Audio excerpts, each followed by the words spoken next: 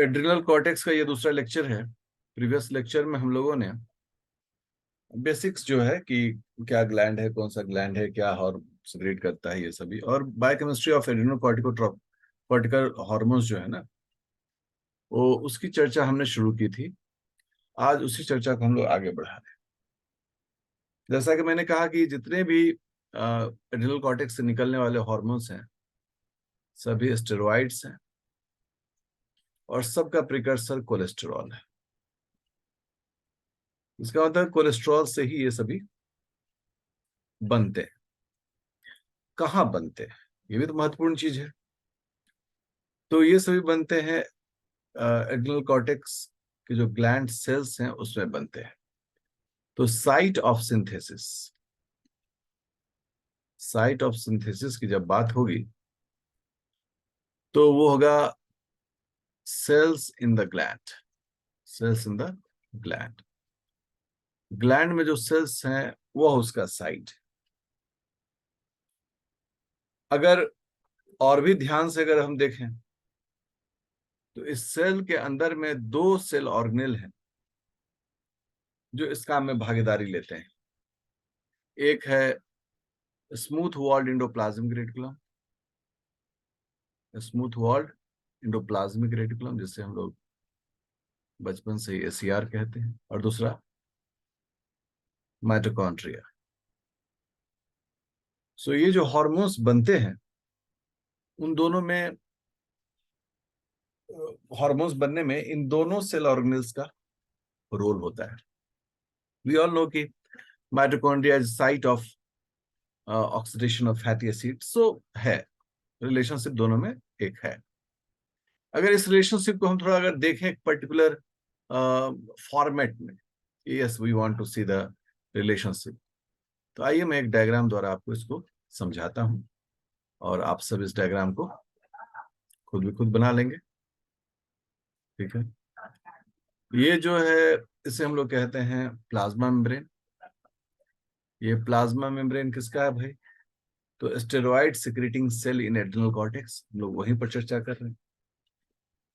कोई भी सेल खुद ब खुद नहीं बनाता है कुछ भी, उसको बनाने के लिए एक व्यवस्था चाहिए, मतलब एक सिग्नल चाहिए।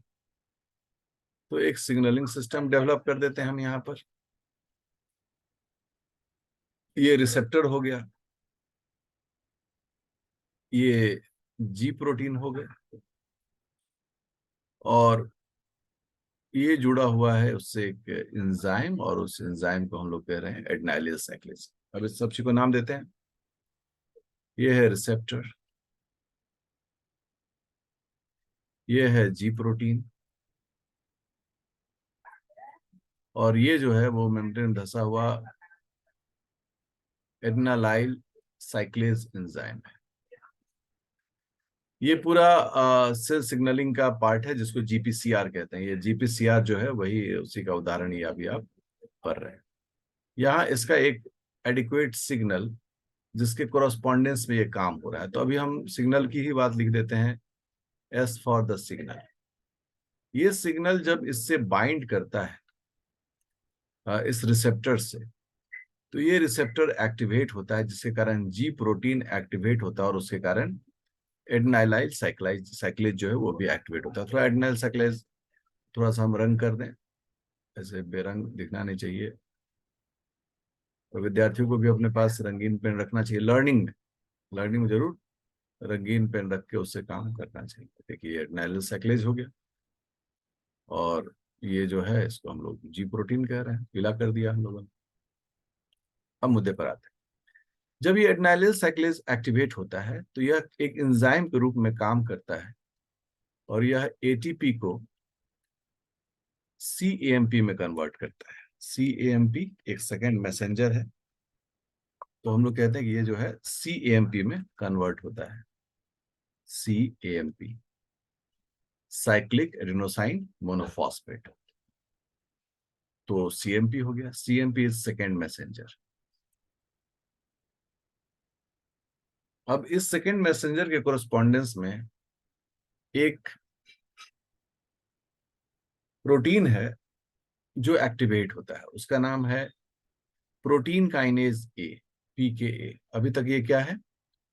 इनएक्टिव है, और अब ये क्या हो जाएगा, पीके एक्टिव हो जाएगा,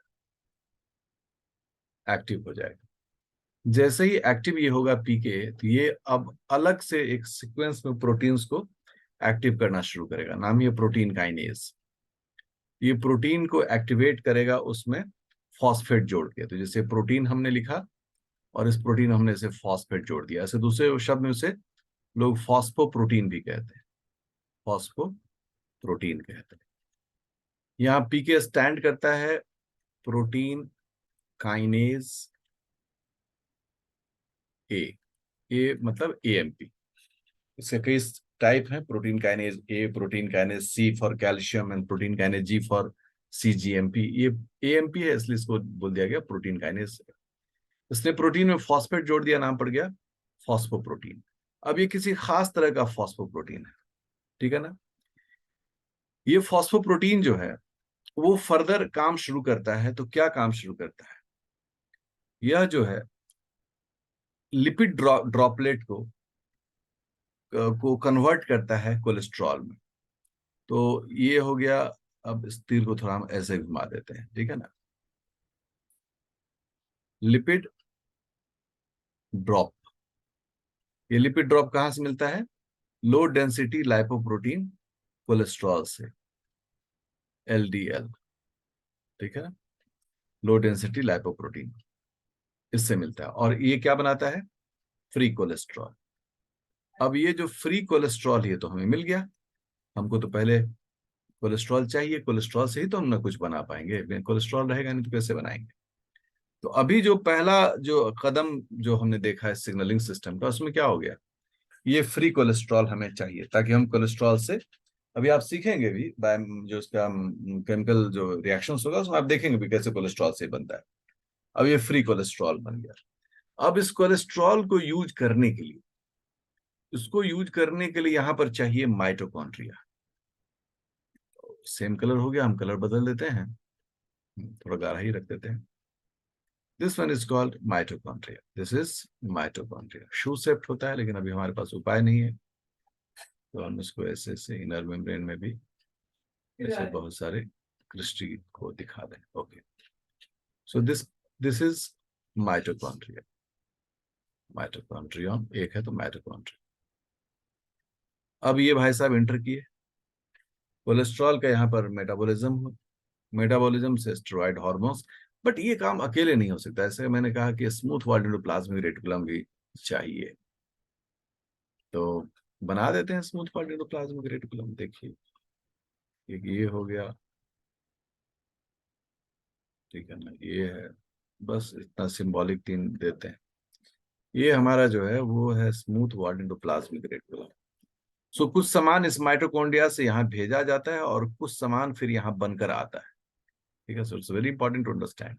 बिना इस केमिकल फैक्ट्री के, एससीआर के, तो माइटोकॉन्ड्रिया बहुत कुछ कर नहीं सकता है।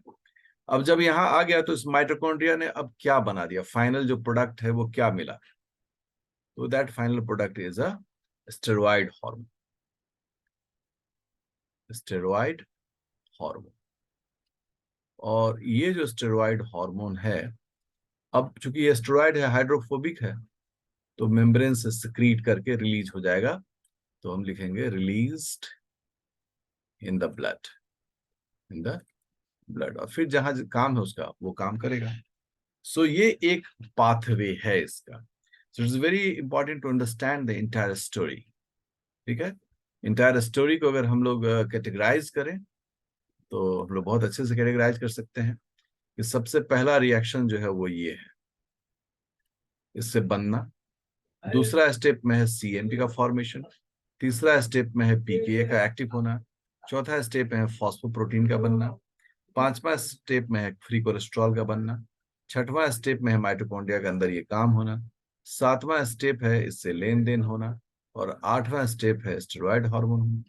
सो ये एकदम स्टेप वाइज प्रोसेस है, ये स्टेप वाइज प्रोसेस को हमेशा दिमाग में रखना चाहिए। अब ये जो अभी हम लोगों ने पढ़ा तो बड़ा अच्छा से एक्सेल के अंदर में जो काम हो रहा है सब हमने स्टेप वाइज देखा है, अंडर द कंट्रोल। अच्छा, एक चीज जो है इसमें तो वो तो हम लोग बनाना भूल ही गए, और उसके बिना तो कभी काम होगा नहीं। मैं उसको यहाँ ऑनर करता हूँ, थोड़ा डार्क कलर से करता हूँ, है ना, क्योंकि वो तो बॉस का बॉस है, और वो बॉस का नाम है न्यूक्लियस। तो बिना इनके तो कुछ काम होगा नहीं, न्यूक्लियस को तो सारा काम करना ही पड़ेगा। तो बाकी जो सिग्नलिंग का है, न्यूक्लियस को ऑर्डर करना कि वो एमआरएनए बनाए, फिर एमआरएनए से प्रोटीन्स या एंजाइम्स बने, वो सब काम तो बिना न्यूक्लियस के नहीं होगा। अब हम लोग बातों को बढ़ाते हैं। मान लो कि अगर हमें एक पाथवे देखना हो, उस पाथवे में हम दो तरीके से चीजों को सिखाएंगे आपको। एक तो पाथवे बनाकर, और एक जो है इसका बायोकेमिस्ट्री दिखाकर। मान लो हम लोग को सबसे पहले देखना है aldosterone synthesis. Aldosterone synthesis pathway. तो अभी सिर्फ पाथवे को हमने देखना है, तो सबसे पहले तो हमें कहीं भी लिखना है तो पहले प्रिकर्सर लिखना है, और प्रिकर्सर जो है वो हमारा है कोलेस्ट्रॉल। तो हमने ऑनर किया कोलेस्ट्रॉल।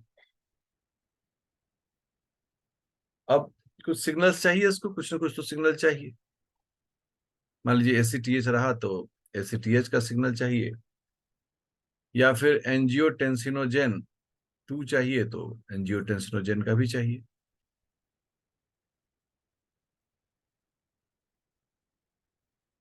एंजियोटेंसिनोजेन 2 का सिग्नल चाहिए।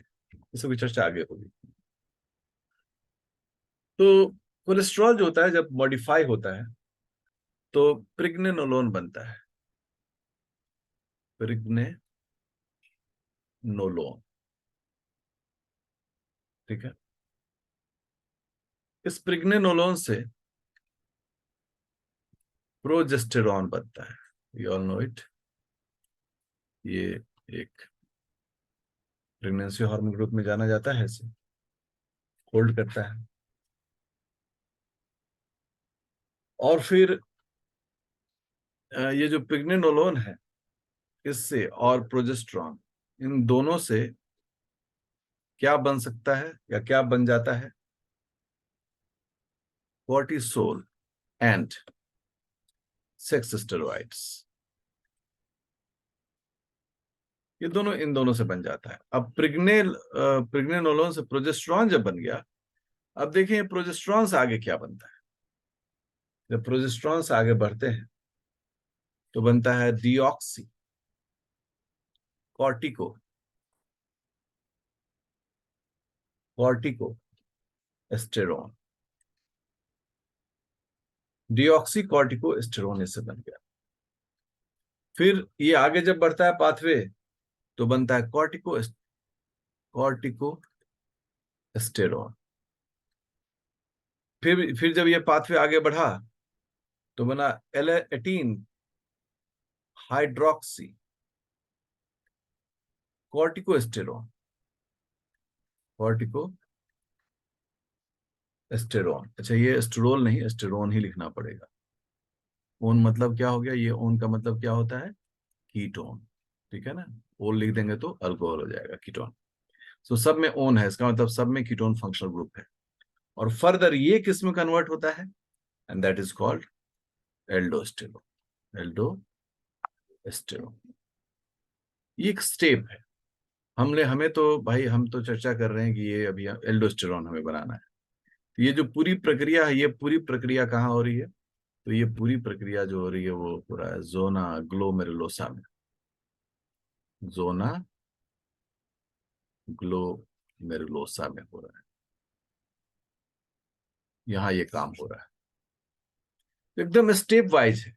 हम इसको आगे भी डील करेंगे। कोलेस्ट्रॉल हमारा प्रिकर्सर हो गया, ये प्रिग्नेनोलोन बनाता है। प्रिग्नेनोलोन से कॉर्टिसोल बन जाएगा, सेक्स स्टेरॉइड्स बन जाएगा। कॉर्टिसोल क्या होता है?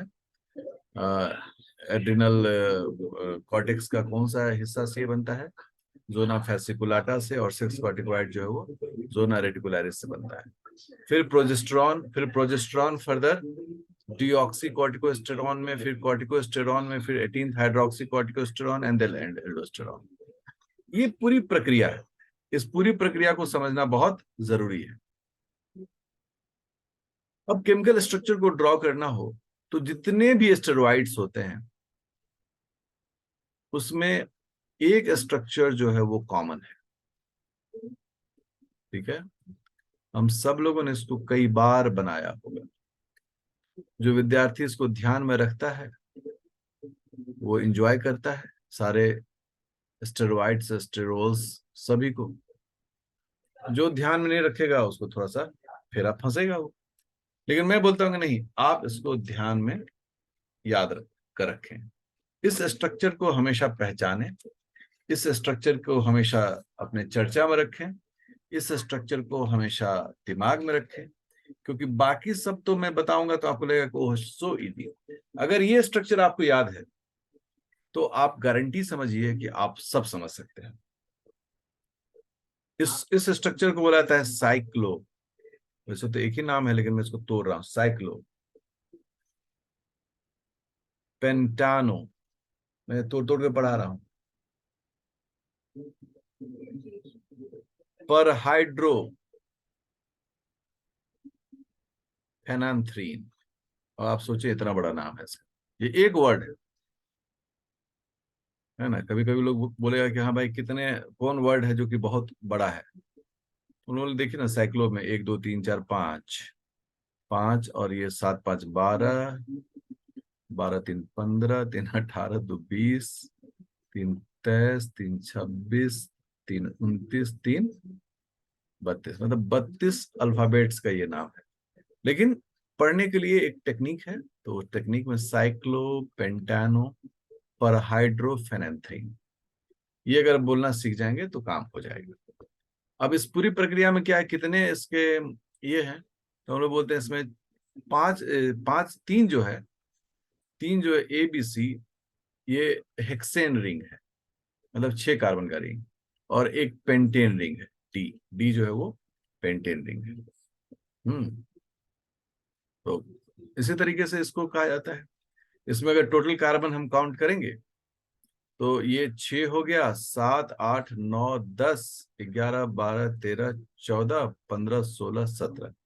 सो C17 जो है ना, वो इसका बेसिक स्ट्रक्चर है। इसको अगर हम दिमाग में रखें, ये स्ट्रक्चर अगर हमारे दिमाग में रहे, तो मैं आपको इंश्योर करता हूं कि थोड़े से ही मेहनत में आप स्ट्रक्चर के माहिर हो जाएंगे, मास्टर हो जाएंगे। अब होता है कि सर कोलेस्ट्रॉल तो 27 C27 परिवार का कोलेस्ट्रॉल है, इसी स्ट्रक्चर को हम कोलेस्ट्रॉल में ही बदलते हैं। तो देखिए 17 हो गया, 18, यहां पर एक मिथाइल ग्रुप है, कुछ नहीं है तो मिथाइल है, यहां पर भी एक है मिथाइल। तो अब हो गया 19 कार्बन। अब देखिए 20, 21, 22, 23,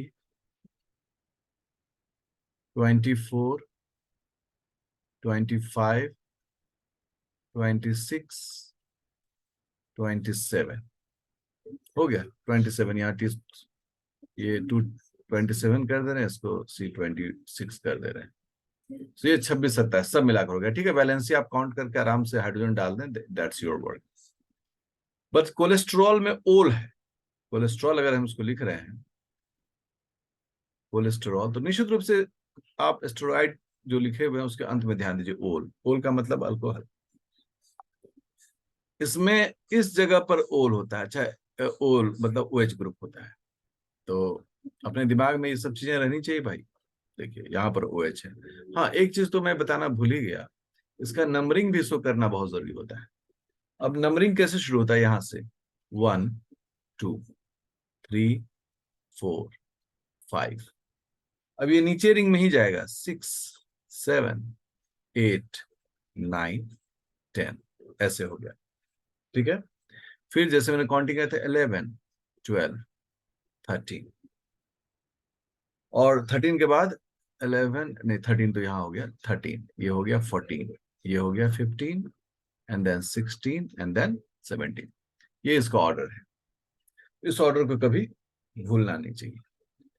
17 अगर काउंटिंग करें तो ये 18 हो जाएगा और ये 19 हो जाएगा। एंड सो ऑन, 2021 करके 27 तक जाएगा।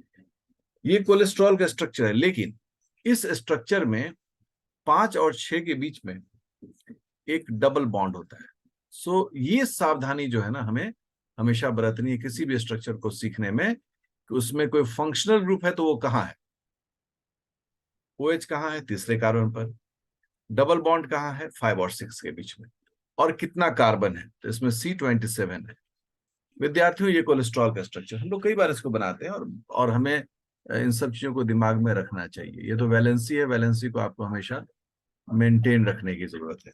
सो आई एम श्योर कि ये स्ट्रक्चर अगर आप अभ्यास करें थोड़ी सी बारीकी के साथ, और जो उसमें स्पेशल फंक्शनल ग्रुप है उसको अगर हाईलाइट करें, आई एम श्योर कि इसके आप बड़े खिलाड़ी हो जाएंगे।